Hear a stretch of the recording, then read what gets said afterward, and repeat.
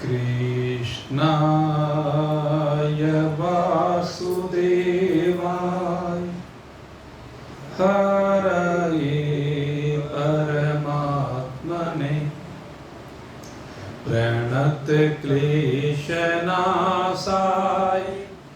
गोविन्दाय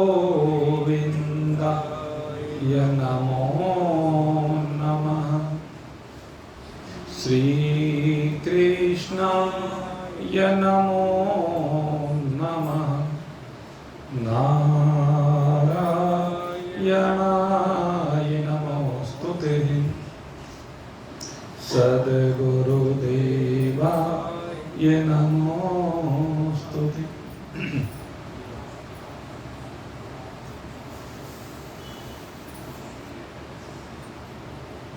परमात्मा प्रेम से संयुक्त होकर निरंतर जीवन की यात्रा को जीवन दाता की ओर बढ़ाते जिज्ञासु वृत्त। आइए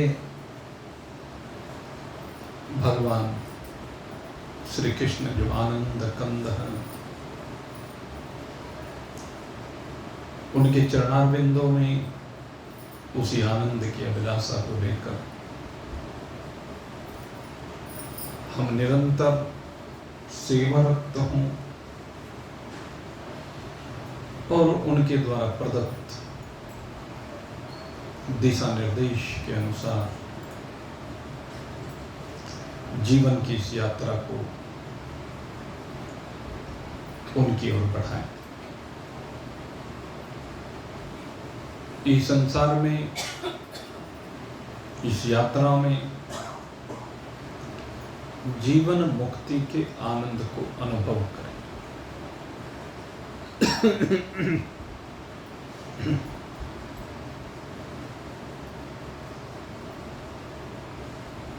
जो अज्ञान जनित बंधन है, उस बंधन से अपने आप को बाहर निकालें। जो कर्मों के माध्यम से बंधन प्राप्त होता है, उसकी डोरियों को काटें।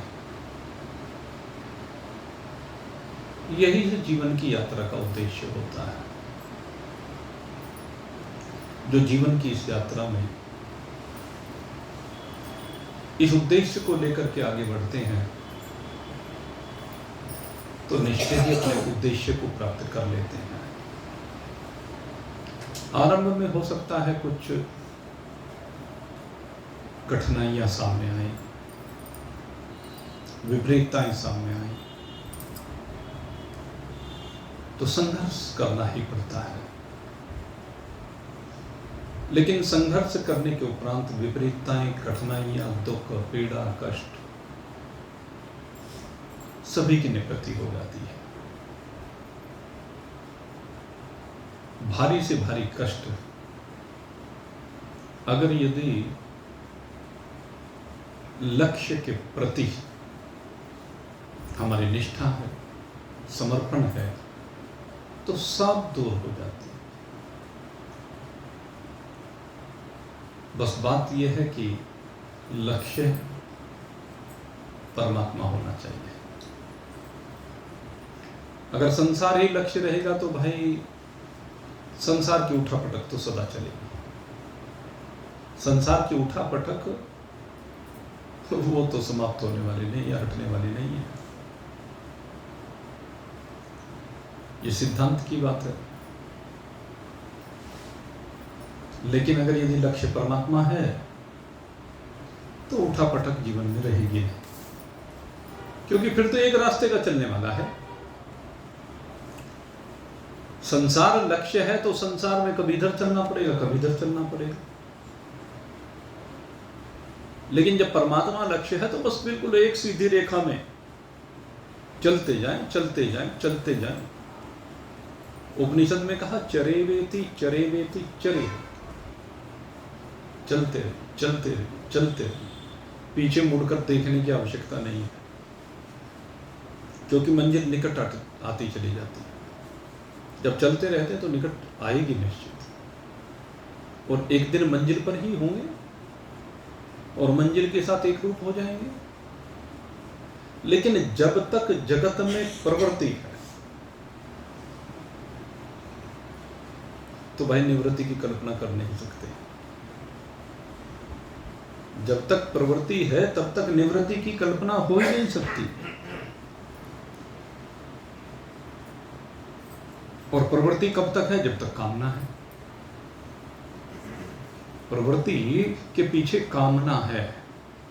हृदय में कहीं ना कहीं पर कुछ इच्छाएं, कुछ वासनाएं, कुछ तृष्णाएं, कुछ स्पृहा, ये भिन्न भिन्न रूप, ये कहीं ना कहीं हृदय में डेरा डाल करके बैठे होते हैं। और अगर यदि इन वासनाओं को बाहर निकाल करके फेंक दिया जाए तो फिर प्रवृत्ति की बात कैसे रह सकती है? ये जो प्रवृत्ति संसार की है भाई, इससे पिंड छुटाना पड़ेगा। और इससे पिंड कैसे छूटे? कहने लगे शरीर से काम करना तो छूटेगा नहीं। शरीर से काम करना नहीं छूट सकता है, बल्कि कहते हैं कि आपकी प्रवृत्ति संसार में हो, लेकिन किस लिए हो? केवल दूसरे के सुख के लिए हो, दूसरे के आराम के लिए हो, दूसरे के हित के लिए हो। महान पुरुषों की यही तो होती है, अहेतुक कृपालु, इसीलिए कहा गया महान पुरुषों को। उनकी जो प्रवृत्ति संसार में दिखाई देती है वह लोक कल्याण के लिए दिखाई देती है, लोक संग्रह के लिए। वहां पर कर्तापना और कर्म दिखाई देते हैं। अन्यथा महान पुरुषों में क्योंकि वासना नहीं है, कामना नहीं है, तो कर्म भी नहीं है। वो कर्म से बिल्कुल असंग होते हैं। और उनकी जो प्रवृत्ति दिखाई दे रही है वो प्रवृत्ति भी उनकी निवृत्ति ही होती है। न माम कर्माणि लिम्पन्ति न मे कर्म फले स्पृहा। लिप्तता नहीं कर्मों में। महान पुरुषों के, संतों के कर्मों में कहीं भी लिप्तता है ही नहीं, कहीं कोई चिपकाव है ही नहीं। तो इसलिए वो करते हुए भी अकर्ता ही है, प्रवृत्ति दिखते हुए भी उनकी निवृत्ति ही है। ये महान पुरुषों की विशेषता है। तो इसीलिए कहा परवृत्तिम च निवृत्तिम च कार्य कार्य भया भय। उनकी जो प्रवृत्ति की अवस्था है वो परमात्मा की ओर लेकर जाती है। दूसरे के हित के लिए कार्य संपादन करने के कारण, परमात्मा में चित्त को लगा करके दूसरे के हित के कार्य करने के कारण उनको परमात्मा दूसरों में दिखने लगता है और उनको आगे जाकर सब में परमात्मा के अलावा कुछ दिखता ही नहीं। वो सर्वत्र एक परमात्मा का ही अवलोकन करते हैं। इसीलिए कहा कि उनकी प्रवृत्ति भी निवृत्ति में परिवर्तित हो जाती है, क्योंकि संसार में भी परमात्मा ही दृष्टिगोचर होता है। आत्मैव केवलम सब। उन्हें इस जगत में भी और इन जीवों में भी सब में परमात्मा के अलावा कोई दिखता ही नहीं है। इसलिए कहा कि उनकी प्रवृत्ति भी निवृत्ति ही। और वही सांसारिक प्राणियों की तो हम बात क्या करें। सांसारिक प्राणी तो सारी जिंदगी भाई फंसा ही रहता है, उनका तो फसाव है। और जो संसार चल रहा है भाई उन्हीं से चल रहा है, क्योंकि जो निवृत्त हो गए उनसे तो संसार चलने वाला है नहीं। क्योंकि न वो संसार के आकांक्षी हैं, न संसार में रमे हुए हैं, तो उनसे थोड़ा ना संसार चलता है। संसार तो उन्हीं अज्ञानियों से चलता है। इसलिए भगवान की बनाई हुई सृष्टि में दोनों प्रकार के, ज्यादा तो उसी प्रकार के हैं, और उनमें से कोई कोई परमात्मा की ओर चलने वाला होता है।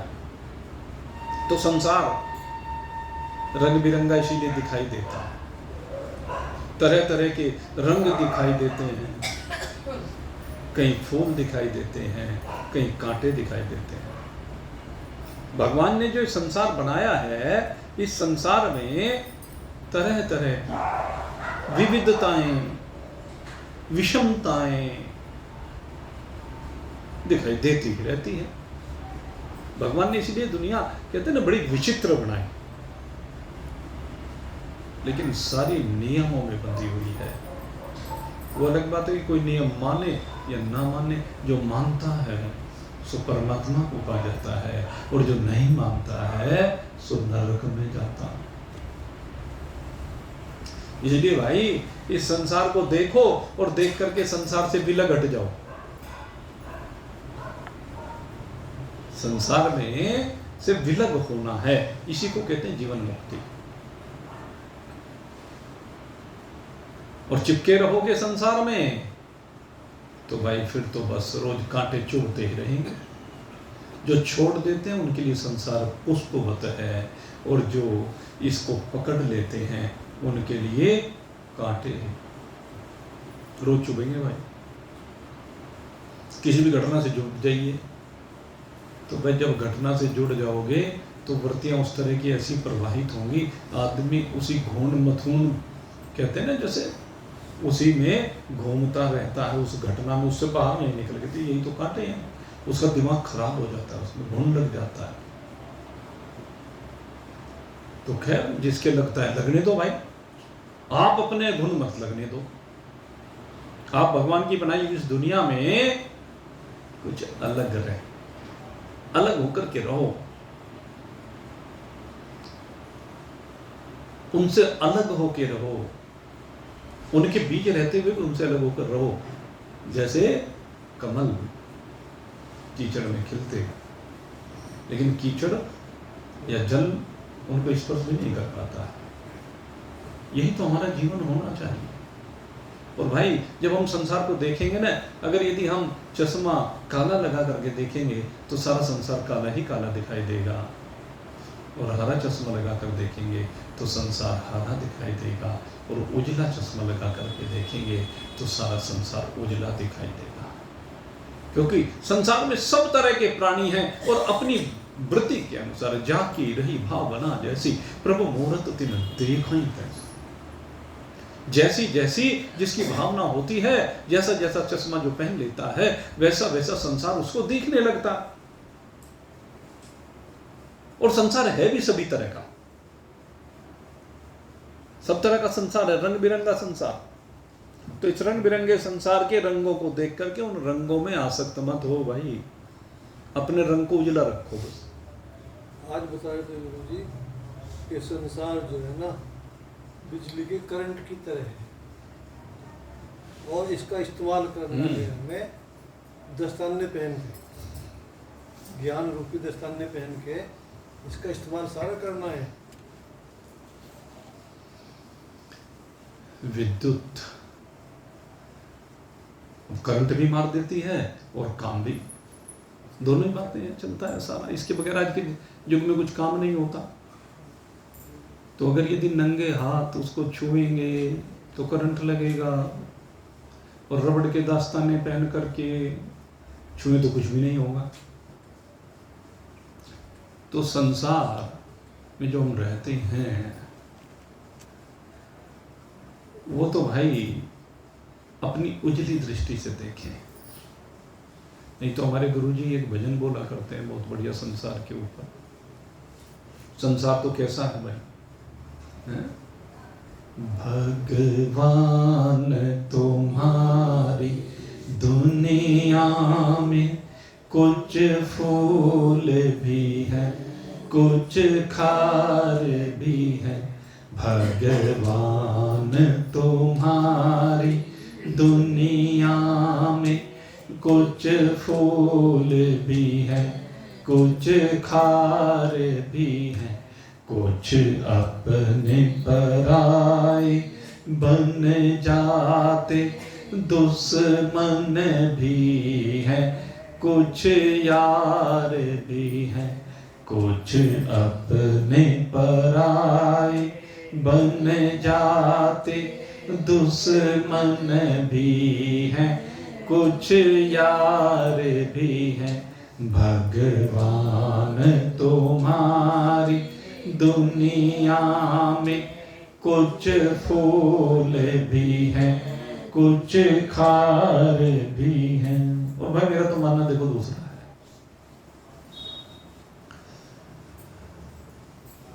अगर हमारी दृष्टि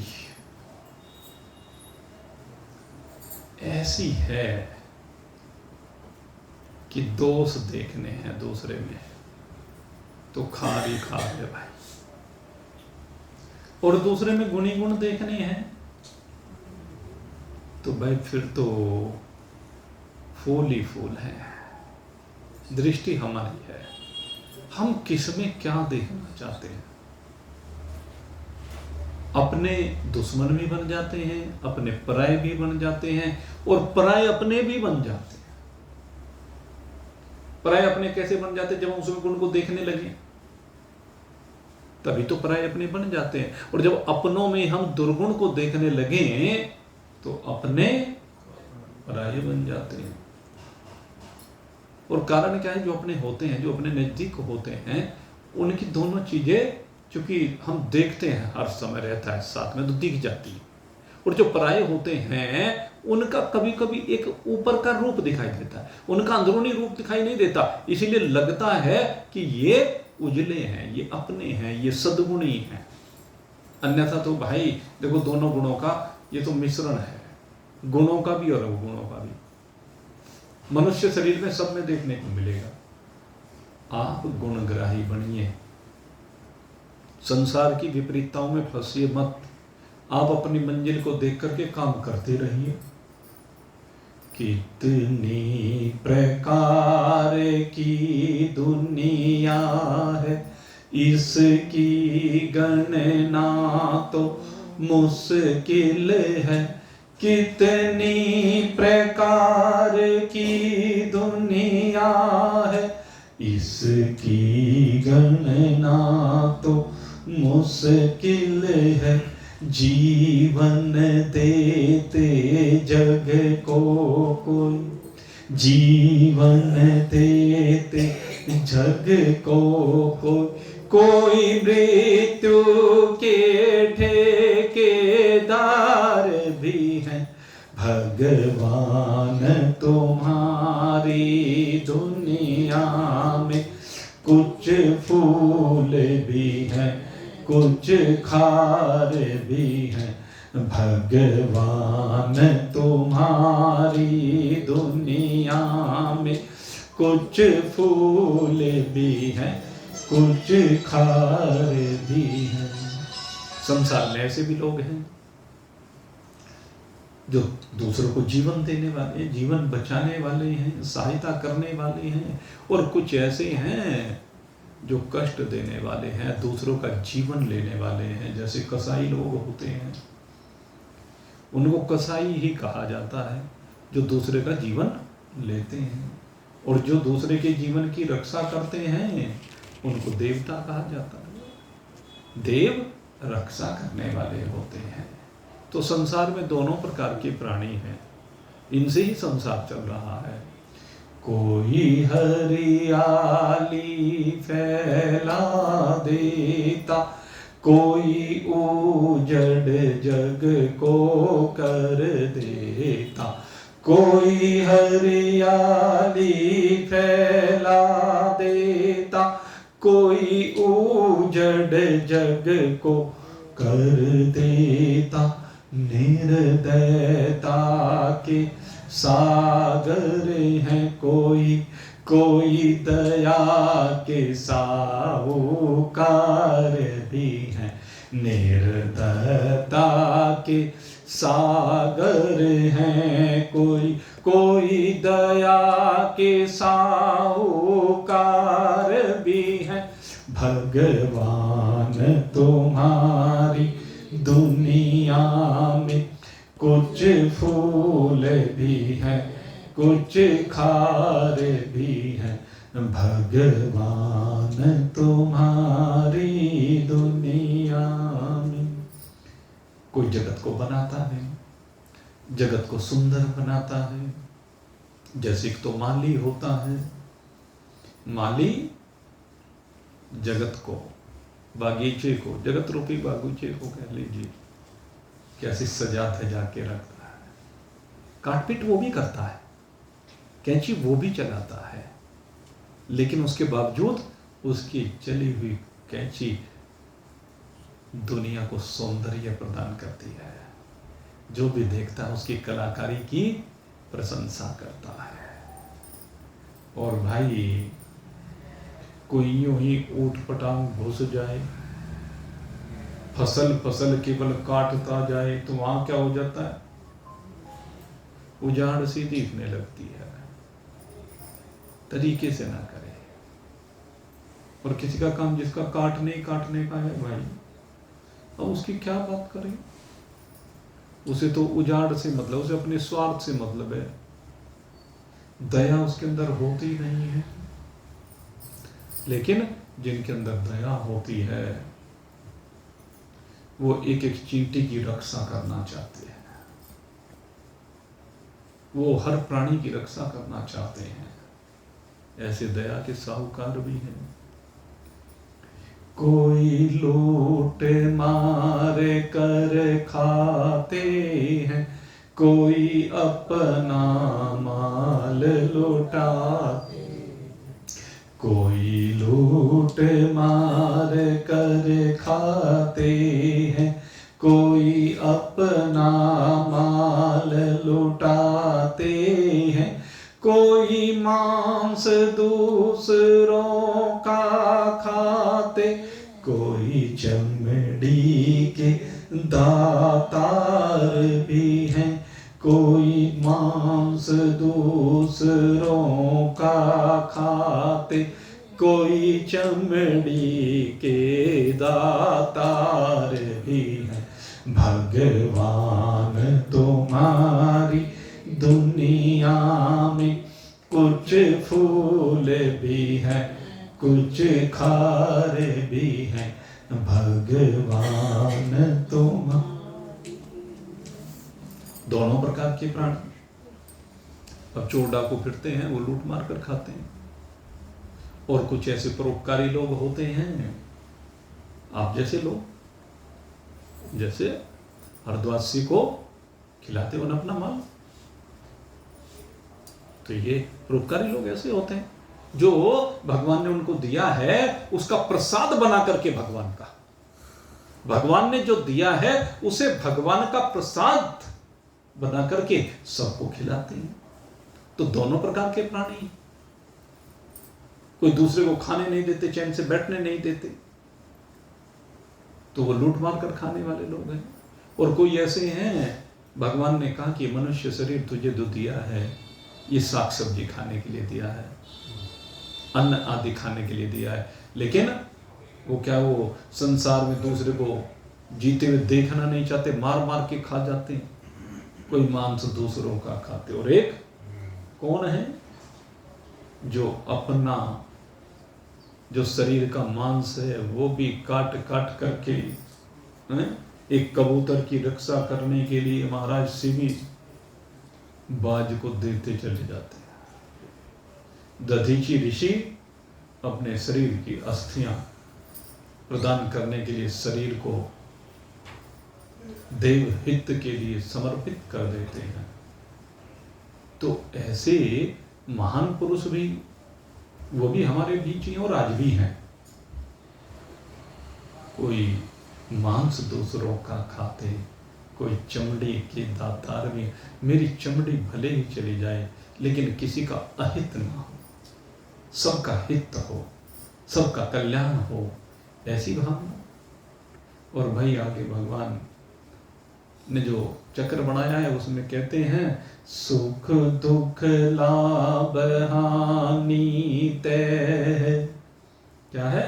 सुख दुख लाभ हानि तय, उजियारा भी जग में रहता, सुख दुख लाभ हानि तय, उजियारा भी जग में रहता, द्वंद्वों का मेला दुनिया है, द्वंद्वों का मेला दुनिया है, यहाँ कुसुम भी है तलवार भी है, भगवान तुम्हारी दुनिया में, कुछ फूल भी है कुछ खार भी है, भगवान तुम्हारी दुनिया में।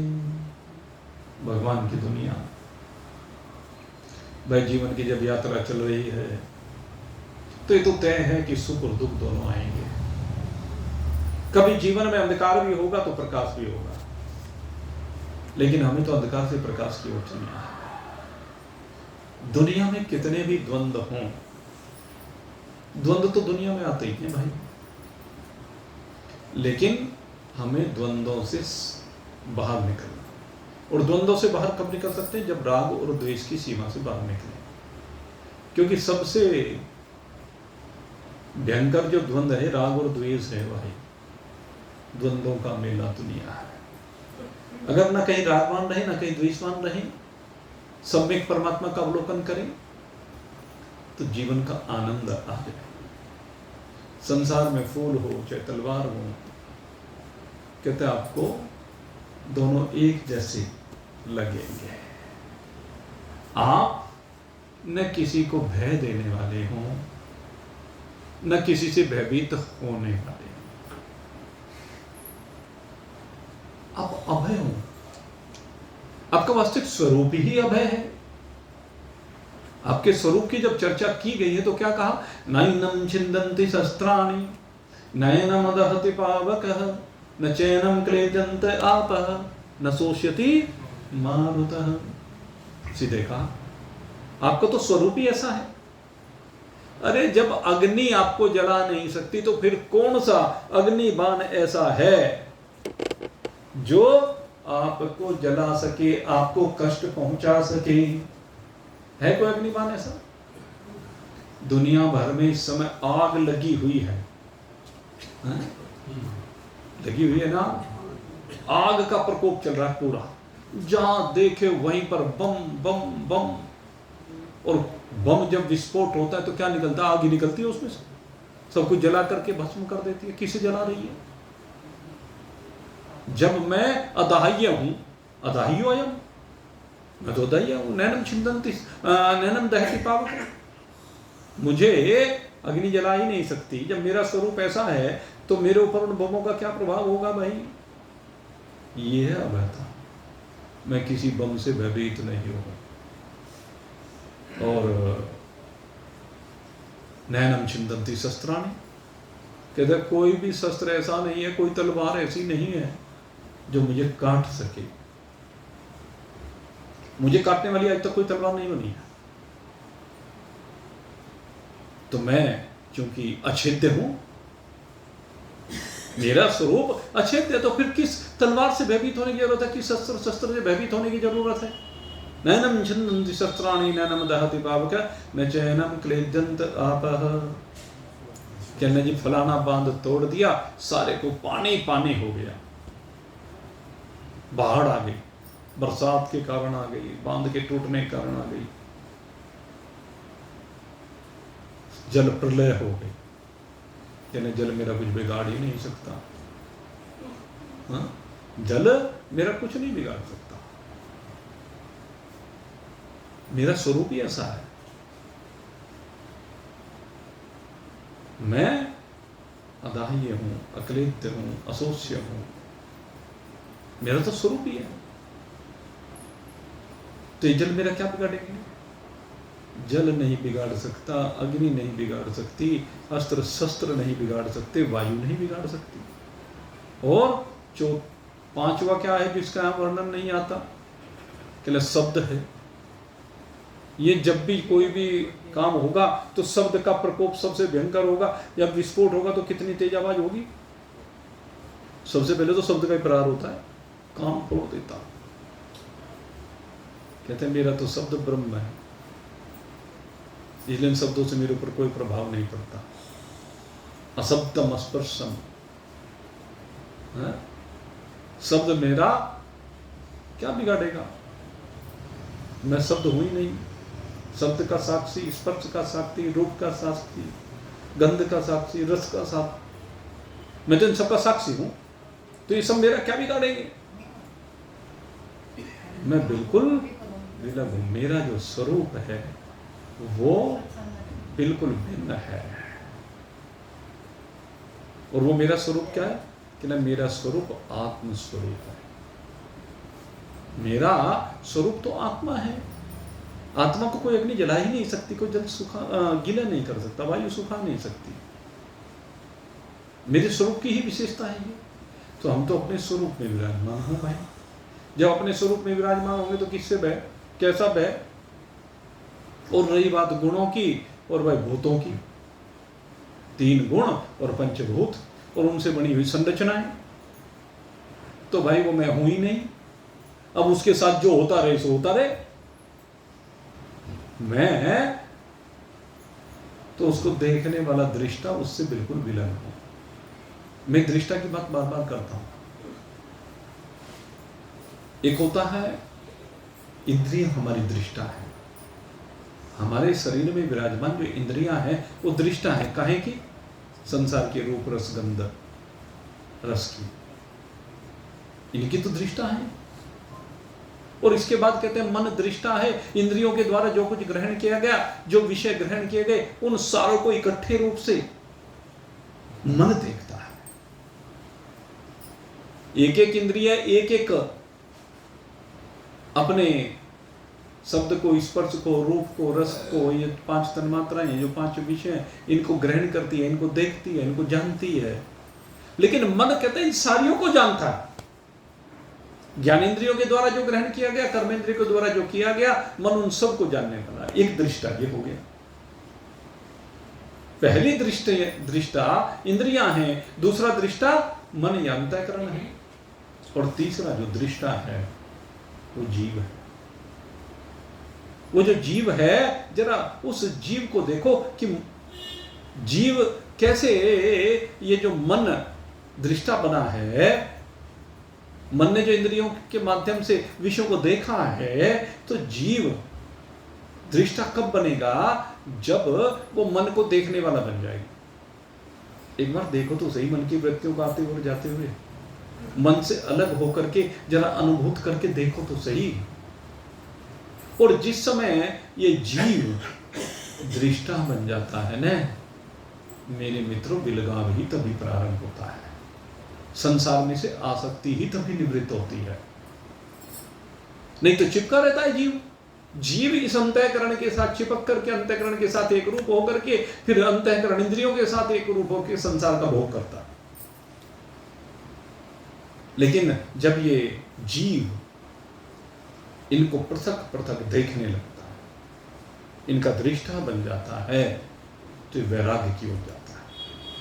ये भूतों की सीमा से बाहर, गुणों की सीमा से बाहर, ये असंगता में आकर के जीव विराजमान होता है। और जिस समय असंगता में आता है, तो उस समय फिर ये इधर जो दृष्टा बना हुआ है, इधर जो साक्षी बना हुआ है, इधर की क्रियाओं का जो एक गवाह बना हुआ है, ये जीव फिर अपनी ओर देखता है। और अपनी ओर क्या देखता है कि मैं कौन हूं। इसको मैं कौन हूं का ज्ञान तब होता है जब इधर से हट करके उधर जुड़ता है। उधर माने अपने स्वरूप की ओर, उधर माने सत्य की ओर, चैतन्यता की ओर, आनंद स्वरूपता की ओर।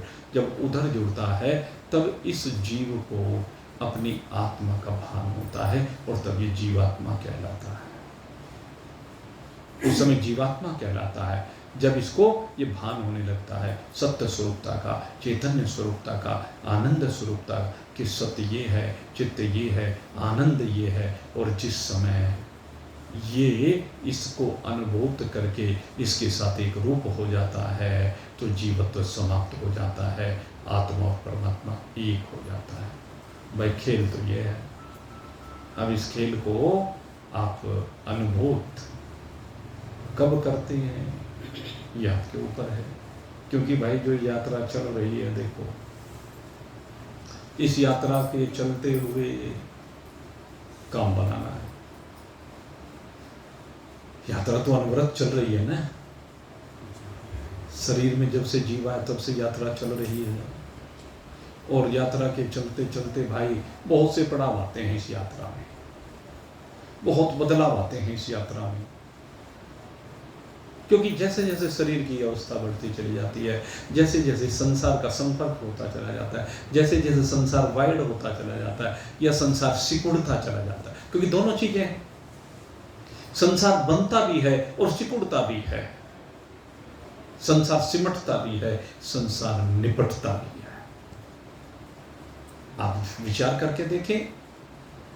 मैं तो इसमें कहा करता हूं, बचपन में जब आप विद्यालय में पढ़ने के लिए गए थे उस समय कितना संसार आपका वाइड हुआ, कितने संसार का प्रसार हुआ, कितने उसमें साथी जुड़े, कितने उसमें शिक्षक जुड़े, और उसके बाद जब आप विद्यालयों की सीमाओं से बाहर निकले तो कितना वहाँ से सिकुड़ा है, कितना वहाँ से सिमटा है, कितने साथी रह गए, कितने शिक्षक रह गए, कितना सा वो संसार रह गया, लेकिन वो संसार तो सिकुड़ा है, दूसरा संसार फिर से वाइड हो गया, फिर से फैल गया, फिर से ये आकुंचन और संकुचन साथ साथ चल रहा है। फैलाव होना और सिकुड़ना, दोनों चीज साथ साथ चलती रहती है। संसार बार बार विस्तार को प्राप्त होता है, बार बार वहां से हट करके फिर दूसरी जगह विस्तार, फिर तीसरी जगह विस्तार, फिर चौथी जगह, इधर से सिमटता चला जाता, उधर बढ़ता चला, इधर से सिमटता जाता, उधर से बढ़ता चला जाता। यही संसार का खेल है। लेकिन मेरा कहना क्या है, महान पुरुषों का कहना क्या है, भगवान का कहना क्या है, भाई ये तो अनवरत चलता ही रहेगा। अनेक भूमिकाओं में आप होंगे, कभी बच्चे की भूमिका में, कभी माता पिता की भूमिका में, कभी दादा दादी की भूमिका में, कभी सामाजिक भूमिकाओं में। ये भूमिकाएं तो चलती रहेंगी, लेकिन सब भूमिकाओं के साथ जहाँ कोई सिकुड़ना ना हो, जहाँ कोई फैलाव ना हो, वहाँ एक परमात्मा होता है। उस परमात्मा से हर अवस्था में जुड़ करके चले। जीवन का लक्ष्य वो है। संसार बनता रहे, मिटता रहे, बनता रहे, मिटता रहे, कोई बात नहीं, लेकिन शरीर के मिटने से पहले, शरीर के निवृत्त होने से पहले पहले भाई काम बना लो। और संसार में से शरीर कब निवृत्त होगा भाई, इसका भरोसा तो खैर है क्या कोई? न पहले किसी को था, न आज किसी को है। लेकिन एक बात जरूर है, जिसका काम बन गया ना, जिसने शरीर के रहते रहते काम बना लिया ना भाई, उसका तो संसार उसी दिन निपट गया। फिर शरीर रहे या शरीर छूटे, क्या फर्क पड़ता है? वो तो इस शरीर के रहते रहते जीवन मुक्त हो गया, और शरीर छूटने के बाद भी देह मुक्त हो गया। भाई देखो, यात्रा का आनंद तो इसी में है। सच्ची यात्रा तो यही है, वास्तविक यात्रा तो यही है। बाकी तो सब छूटते जा रहे हैं, नए जुड़ते जा रहे हैं, पुराने रिश्ते छूटते जा रहे हैं, नए जुड़ते जा रहे हैं, पुराने रिश्तेदार छूटते जा रहे हैं, नए रिश्तेदार बनते जा रहे हैं। यही तो हो रहा है जीवन में। पुराने तो सब एक एक करके छूट गए, नए जुड़ गए। अरे भाई, इन छूटने और जुड़ने के खेल से अपने को बाहर करो। जीवन की यात्रा का आनंद इसी में, और आप इसीलिए यहाँ पर आते हैं। यहाँ पर आने का प्रयोजन ही यही है, आपको सिर्फ एक परमात्मा का आधार बना करके, जैसे एक मुख्य तना, वृक्ष का मुख्य तना, बस वो बन करके रहें। बाकी ब्रांचेज हैं, वो कभी इधर हो गई, कभी उधर फैल गई, कभी उधर फूल गई, कोई टूट गई, कोई जुड़ गई, चलते रहे। लेकिन आप अपनी प्रतिष्ठा में अचल खड़े रहें, आधार अधिष्ठान रूप से आप स्वयं खड़े रहें। तो जीवन की यात्रा का आनंद तो ऐसा ही। और भाई प्रारब्ध के कारण यात्रा सबकी अलग अलग तरह की बीतती है। जिसके शरीर का जैसा जैसा प्रारब्ध पहले से कुछ निश्चित हुआ, कुछ यहाँ कर कर्मों से निश्चित हुआ, तो ये जितना भी प्रारब्ध निश्चित हुआ उसके अनुसार सबकी यात्राएं अलग अलग प्रकार से चल ही रही है। उसको चलने दो, लेकिन आप दृष्टा बन करके, साक्षी बन करके इस यात्रा से विलग रहते हुए अपने स्वरूप में विराजमान हो, तो इस यात्रा का आनंद है। हम तो भाई सबको यही कहते हैं, आप इस आनंद से संयुक्त होकर के जीवन को जिए। और अनेक साथी हमारे ऐसे रहे हैं जिन्होंने वास्तव में इस तरह के जीवन को जिया है।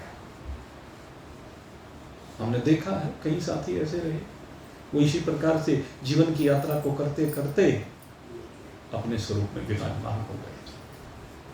और उन्हीं साथियों में से एक आज इस लोक की यात्रा को, इस प्रारब्ध को परिपूर्ण किया और बड़ी अच्छी प्रकार से उन्होंने प्रारब्ध को पूरा किया है।